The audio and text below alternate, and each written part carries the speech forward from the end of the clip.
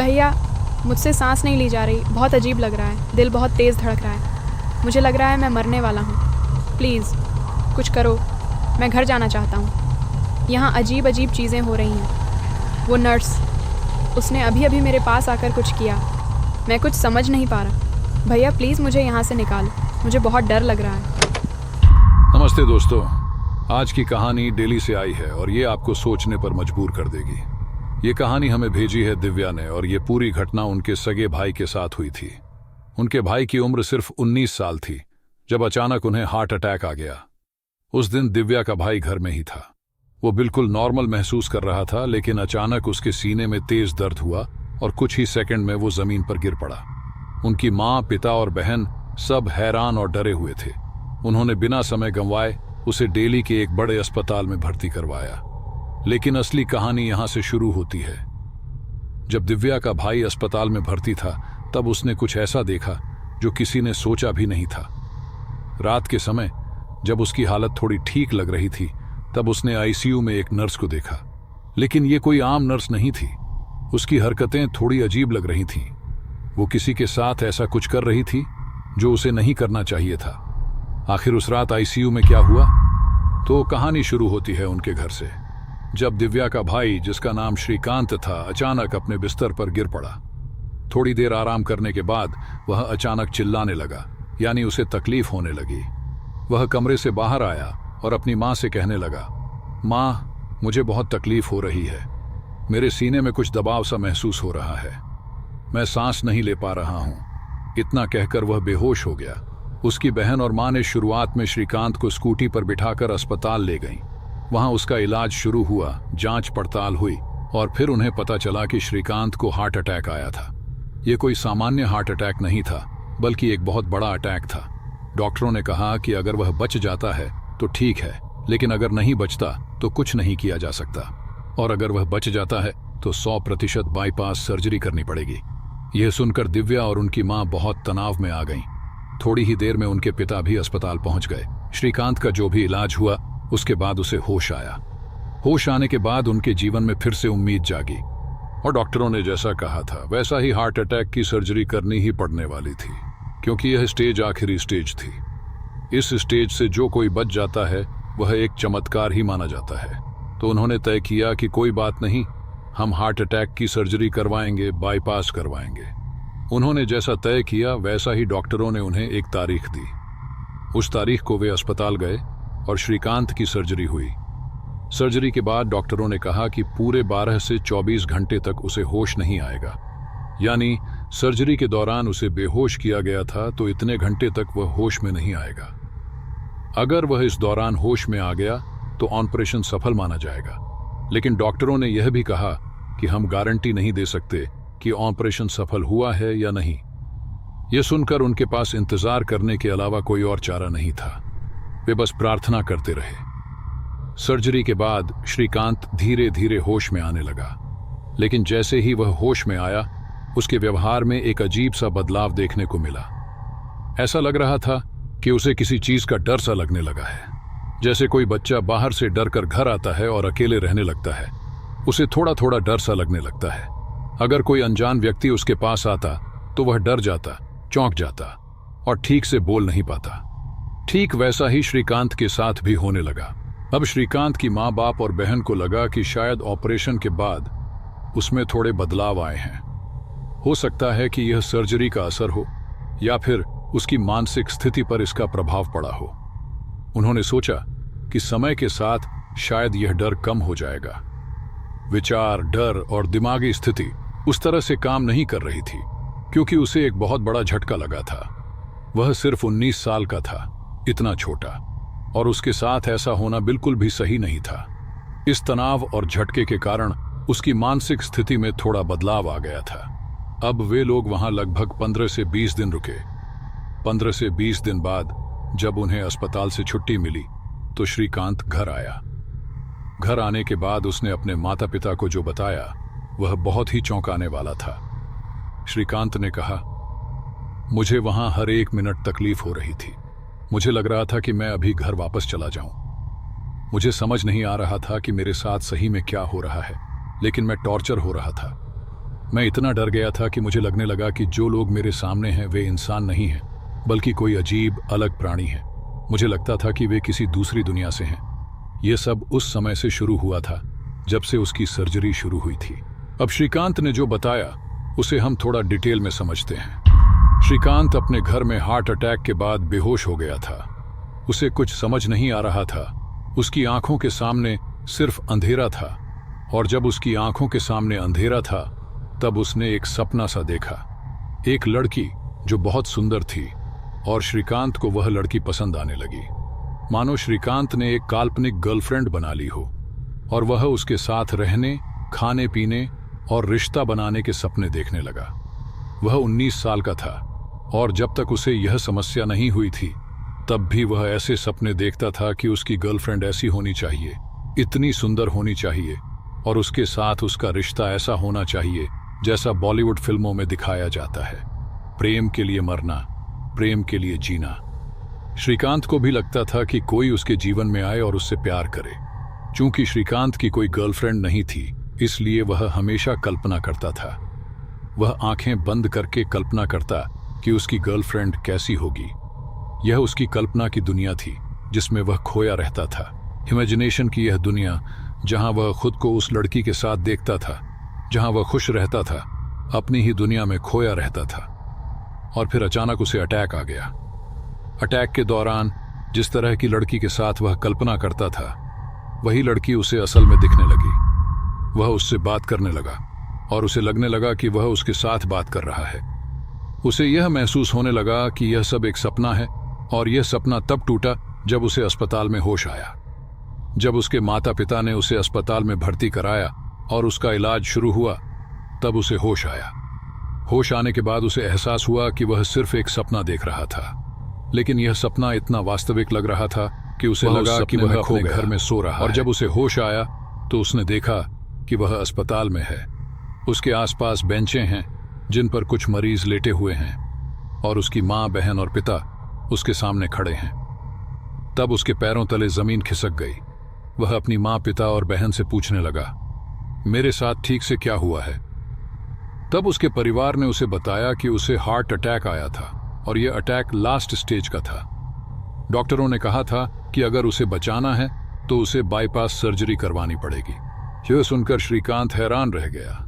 उसे एहसास हुआ कि जो कुछ भी वह महसूस कर रहा था वह सिर्फ एक सपना था, लेकिन वह सपना इतना वास्तविक था कि उसे लगा कि वह सच में उस लड़की के साथ था। जब उसके माता पिता ने श्रीकांत को यह सब बताया तो श्रीकांत पूरी तरह से टूट गया। उसे लगा, यार ये क्या हो गया? मैं सिर्फ 19 साल का हूं, मेरा तो पूरा जीवन अभी बाकी है, और अचानक मुझे ऐसी समस्या कैसे हो गई? उसने सोचा कि इतना सब कुछ होने के बाद उसे बहुत ज्यादा तकलीफ होनी चाहिए थी, लेकिन उसे ज्यादा तकलीफ नहीं हुई। सिर्फ शुरुआत में थोड़ी तकलीफ हुई थी। उसे वे शुरुआती पल याद आए जब वह अपने सीने को दबाते हुए कमरे से बाहर आया था और अपनी माँ से कहा था, माँ, मेरे सीने में कुछ दबाव सा महसूस हो रहा है और सांस लेने में थोड़ी दिक्कत हो रही है। फिर वह बेहोश हो गया। उसे लगा कि वह सो रहा है, लेकिन असल में वह सो नहीं रहा था। यह सब देखने के बाद वह रोने लगा। उसे लगा, मेरे साथ ये क्या हो गया? मैं सिर्फ 19 साल का हूं, मेरा तो पूरा जीवन बाकी है। अगर मैं नहीं बचा तो क्या होगा? लेकिन उसके माता पिता और बहन ने उसे धीरज दिया। उन्होंने कहा, तुम टेंशन मत लो, ये एक सामान्य सी बीमारी है। पहले के जमाने में इलाज के साधन नहीं थे, लेकिन अब सब कुछ उपलब्ध है। तुम्हारा ऑपरेशन होगा और सब कुछ ठीक हो जाएगा। 5-6 दिन बाद तुम्हारे ऑपरेशन की तारीख तय हो जाएगी। ऑपरेशन के बाद तुम्हें ऐसा लगेगा कि कुछ हुआ ही नहीं है, बस थोड़ा सा घाव रह जाएगा, जैसे किसी चोट का निशान होता है, और तुम अपनी जिंदगी में पूरी तरह से सेट हो जाओगे। उसके माता पिता ने उसे इस तरह की सहानुभूति दी और उसे धीरज दिया। इससे वह कुछ हद तक स्थिर हो गया। और जब उसके ऑपरेशन की तारीख आई तो डॉक्टरों ने उसे ऑपरेशन थिएटर में ले जाया। आसपास पूरे डॉक्टर्स थे। उसके शरीर के कपड़े उतारे गए, उसे इंजेक्शन दिया गया और उसे बेहोश कर दिया गया। उसकी आंखों के सामने डॉक्टरों ने सब कुछ बताया कि वे क्या करने वाले हैं। डॉक्टरों ने कहा, जब यह सो जाएगा तब हम ऑपरेशन शुरू करेंगे। अगर हम अभी रुकेंगे नहीं तो इसे समझ आ जाएगा और इस पर गलत प्रभाव पड़ सकता है। तो श्रीकांत सो गया और जब उसका ऑपरेशन शुरू हुआ तो वही लड़की जो उसके पहले के सपने में आई थी, जिसके साथ वह रिलेशनशिप बनाने की कोशिश कर रहा था, वह फिर से उसके सपने में आ गई। ये लड़की पूरे ऑपरेशन के दौरान उसके सपने में रही। उसने उसका हाथ थाम लिया और धीरे धीरे उसके करीब आने लगी। श्रीकांत ने अपने सपने में उसे गहरी नजरों से देखा और फिर उसके होंठों को अपने होंठों से छू लिया। उसने उसके बालों को सहलाया, उसकी पीठ को छुआ और धीरे धीरे उसके शरीर के हर हिस्से को महसूस करने लगा। यह प्यार इतना गहरा और उत्तेजक था कि उसके शरीर के अंग अंग से डॉक्टरों को भी समझ आने लगा कि वह क्या सोच रहा है। डॉक्टरों को आश्चर्य होने लगा कि बेहोश होने के बाद भी एक इंसान ऐसा कैसे कर सकता है। बेहोश होने के बाद तो इंसान को कुछ भी महसूस नहीं होता, लेकिन श्रीकांत के साथ ऐसा कैसे हो रहा था। डॉक्टर भी हैरान थे। जब यह सब हो रहा था तो श्रीकांत को सपने में बहुत आनंद आ रहा था। उसका शरीर एक अजीब सी उत्तेजना से भर गया था और वह उस लड़की के साथ पूरी तरह से खो चुका था। लेकिन एक समय ऐसा आया जब वह अचानक झटके से चौंक गया। उसे एहसास हुआ कि वह चौंक गया है। वह उठने की कोशिश कर रहा है, लेकिन उसकी आंखें नहीं खुल रही हैं। वह जाग नहीं पा रहा था। ऐसा क्यों हो रहा था? क्योंकि वह लड़की जो उसके सपने में उसके साथ रोमांस कर रही थी, अचानक उसका गला दबाने लगी। वह इतनी जोर से उसका गला दबाने लगी कि उसे सांस लेने में दिक्कत होने लगी। उसे सब कुछ महसूस हो रहा था। उसकी छाती कटी हुई, उसके हाथ पैर बंधे हुए, लेकिन वह बेचैनी से छटपटा रहा था।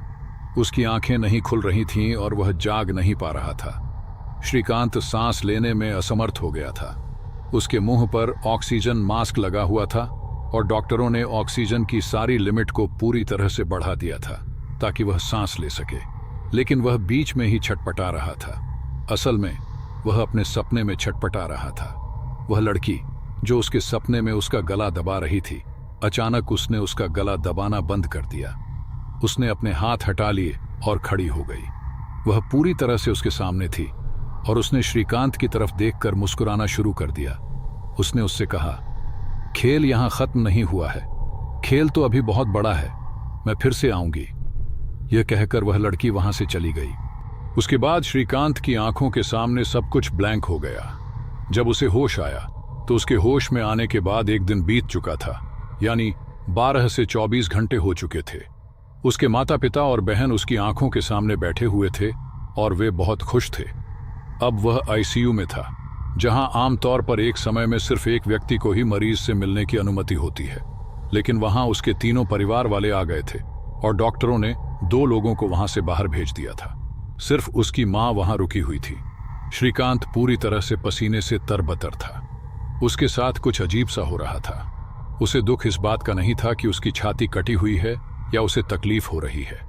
उसे दुख इस बात का था कि उसके सपने में जो कुछ भी हो रहा था वह कल्पना से भी परे था।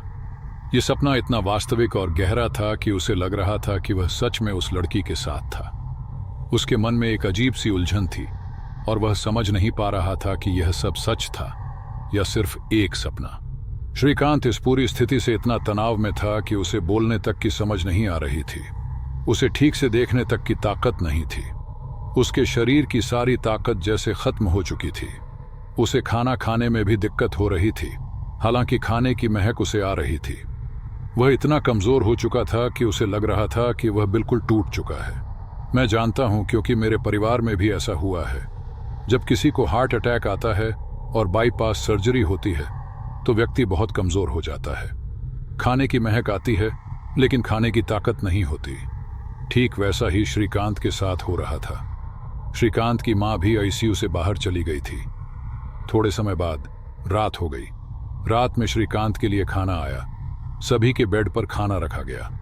वहां की नर्सें मरीजों को खाना खिलाने लगी। श्रीकांत का खाना उसके बेड के साइड में रखा गया था। तभी एक नर्स श्रीकांत के पास आई जो शुरुआत से ही वहां काम कर रही थी। जब श्रीकांत ने उसकी तरफ देखा तो वह पूरी तरह से शॉक्ड रह गया, क्योंकि जिस नर्स को उसने अपने सामने देखा वह उसके सपने वाली लड़की थी। वह नर्स आते ही श्रीकांत की तरफ मुस्कुराने लगी और आश्चर्य की बात यह थी कि उसने श्रीकांत से कहा, कैसा लग रहा है? सब ठीक है ना?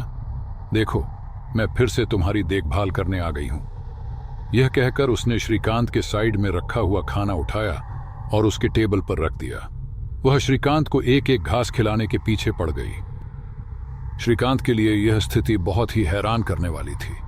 वह समझ नहीं पा रहा था कि यह सच है या फिर कोई सपना। उसके मन में एक अजीब सी उलझन थी और वह इस सपने और वास्तविकता के बीच झूल रहा था। श्रीकांत जब होश में आया तो उसे याद था कि उस सपने में उस लड़की ने क्या किया था, लेकिन श्रीकांत इसी सोच में डूबा हुआ था कि यह कैसे संभव है। सपने में दिखने वाली एक महिला का सीधे वास्तविक जीवन में आ जाना यह सही नहीं लग रहा था। श्रीकांत ने सोचा कि शायद यह एक संयोग होगा, लेकिन उसने श्रीकांत की खास देखभाल शुरू कर दी। वहां जितने भी मरीज थे उन सभी के लिए अलग अलग सिस्टर्स थीं जो रात में किसी भी प्रॉब्लम होने पर उनकी मदद करती थीं। लेकिन यह नर्स श्रीकांत के लिए खास थी। मध्य रात्रि में जब श्रीकांत को टॉयलेट या बाथरूम जाना होता तो यह सिस्टर उसे उठाती और ले जाती। जब वह कुछ करता तो यह सिस्टर उसके साथ खड़ी रहती। दूसरी सिस्टर्स थोड़ी दूर खड़ी रहती, लेकिन यह उसके बिल्कुल साथ खड़ी होती। उसने श्रीकांत का हाथ पकड़कर कहा, मैं तुम्हारा साथ यहां भी नहीं छोड़ूंगी। श्रीकांत को पूरा एहसास हो गया कि इस नर्स को सब कुछ पता है कि सपने में क्या हुआ था। लेकिन एक दिन सब कुछ सामान्य चल रहा था और दूसरी रात फिर कुछ अजीब हो गया। वह सिस्टर श्रीकांत के कपड़े उतारने लगी। वह उसके बेड पर आधी रात को उसके कपड़े उतार रही थी, उसे पूरी तरह से खोल रही थी। कैमरे के सामने वह यह सब कर रही थी। जब श्रीकांत की नींद खुली तो उसने देखा कि वह कपड़े उतारे जा रहा है। वह चिल्लाने की कोशिश कर रहा था, बोलने की कोशिश कर रहा था, लेकिन उसकी हालत इतनी खराब थी कि वह ठीक से बोल नहीं पा रहा था। उसकी हालत देखकर दूसरी सिस्टर आई और बोली, अरे चुपचाप बैठो, तुम्हें सलाइन लगा हुआ है, दवाइयां चल रही हैं, आराम करो, चिल्लाओ मत। श्रीकांत उस सिस्टर को बताना चाहता था कि उसके कपड़े देखो, लेकिन उसे बोलने की ताकत नहीं थी। वह इशारों से समझाने की कोशिश कर रहा था। तब उस सिस्टर ने कहा, क्या हुआ, कहीं कुछ तो नहीं हुआ ना? जब श्रीकांत ने नीचे झुककर अपने कपड़े देखे तो उसे लगा कि कुछ बहुत ही अजीब और विचित्र हो रहा है। 2 दिन तक उसके साथ ऐसा ही होता रहा और तीसरे दिन वह सिस्टर अचानक उसके पास आई और उसके बेड पर चढ़ गई। वह उसकी छाती पर बैठ गई और फिर से उसका गला दबाने लगी। गला दबाते दबाते उसका चेहरा बदलने लगा। उसका चेहरा पूरी तरह से बदल गया। कभी वह एक जानवर का चेहरा दिखता, तो कभी इंसान का, तो कभी किसी अजीब प्राणी का। यह सब इतना डरावना और विचित्र था कि श्रीकांत समझ नहीं पा रहा था कि यह सच है या सपना। मतलब बहुत ही विचित्र। उसका जो शेप था वह पूरी तरह से बदल रहा था। उसका दिल तेजी से धड़क रहा था। उसे सांस लेने में दिक्कत हो रही थी और उसका दिमाग भी सुन्न हो रहा था। उसकी इस हालत को देखकर दूसरी एक सिस्टर बीच में आती है, और जब वह सिस्टर बीच में आती है तो वह थोड़ा फ्री हो जाता है। उसके ऊपर जो स्त्री बैठी हुई थी वह भी गायब हो जाती है। वहां कोई नहीं होता और वह इधर उधर देखता है, लेकिन कोई नहीं होता। अब उसे थोड़ा बेहतर महसूस होता है। मतलब वह 2-3 दिनों के बाद थोड़ा थोड़ा बोलने लगता है, और बोलना शुरू करने के बाद वह वहां की दूसरी सिस्टर से कहता है, यहाँ एक सिस्टर है और उस सिस्टर ने मेरे साथ ऐसा वैसा कुछ किया है, प्लीज क्या आप उसे यहाँ बुला सकते हैं? लेकिन वहां की दूसरी सिस्टर्स ने कहा, यहाँ कोई दूसरी सिस्टर नहीं है। जितने लोग आप इस बैच में देख रहे हैं उतने ही हम हैं। यहाँ किसी भी लड़की की ज्वाइनिंग नहीं हुई है और कोई नई सिस्टर भी नहीं आई है। उस दिन के बाद से उसके साथ कुछ भी नहीं हुआ, और जब उसे छुट्टी मिली तो वह डॉक्टर के केबिन में गया और डॉक्टर से अनुरोध किया, प्लीज क्या मैं अपने 2-3 दिन पहले का सीसीटीवी फुटेज देख सकता हूं? मुझे यकीन करना है कि यह सब सच हुआ था या नहीं। तो डॉक्टर ने कहा, ठीक है, कोई प्रॉब्लम नहीं है, क्योंकि डॉक्टर उनके परिवार का जानकार था। जब उन्होंने फुटेज देखा तो उसमें वह स्त्री बिल्कुल नहीं थी। न ही उसके कपड़े खुले हुए थे, न ही कुछ और। वह पूरी तरह से शांत था, जैसे दूसरे मरीज अपने बेड पर सोए रहते हैं, वैसे ही श्रीकांत भी सोया हुआ था। अब उसे समझ नहीं आ रहा था कि सीसीटीवी कैमरे में कुछ भी नहीं दिखा। लेकिन मेरे साथ ऐसा कैसे हुआ? यह संभव नहीं है। यह बहुत ही विचित्र बात है। जब उसकी माँ, बहन और पिता उसके साथ सीसीटीवी फुटेज देख रहे थे तो उन्होंने पूछा, तुम ऐसा क्यों देख रहे हो? श्रीकांत ने अस्पताल में कुछ नहीं बताया, लेकिन जब वह घर आया तो उसने अपने माता पिता को यह सारी बात बताई। जब उसने यह सब बताया तो उसके माता पिता के पैरों तले जमीन खिसक गई। और अगर यह झूठ है तो समझ जाइए कि श्रीकांत की मानसिक स्थिति ठीक नहीं है। तब श्रीकांत ने कहा, माँ, पापा, मैं तुम्हारी शपथ लेकर कहता हूं कि यह सब मेरे साथ हुआ है। यह सारा प्रकरण मैंने आपको बताया है। अब इसमें कितना सच है और कितना झूठ ये मैं नहीं जानता। जिसके साथ ये होता है उसे ही पता होता है कि क्या हो रहा है और क्या नहीं। और ऐसा भी है कि जो चीजें उनके लिए हैं वह दूसरों के लिए नहीं है। हर चीज विश्वास, अंधविश्वास या भरोसे की बात है। तो दोस्तों, अगर आपको ये कहानी अच्छी लगी हो तो इसे लाइक करें और चैनल को सब्सक्राइब करना ना भूलें। अपना ख्याल रखें। धन्यवाद।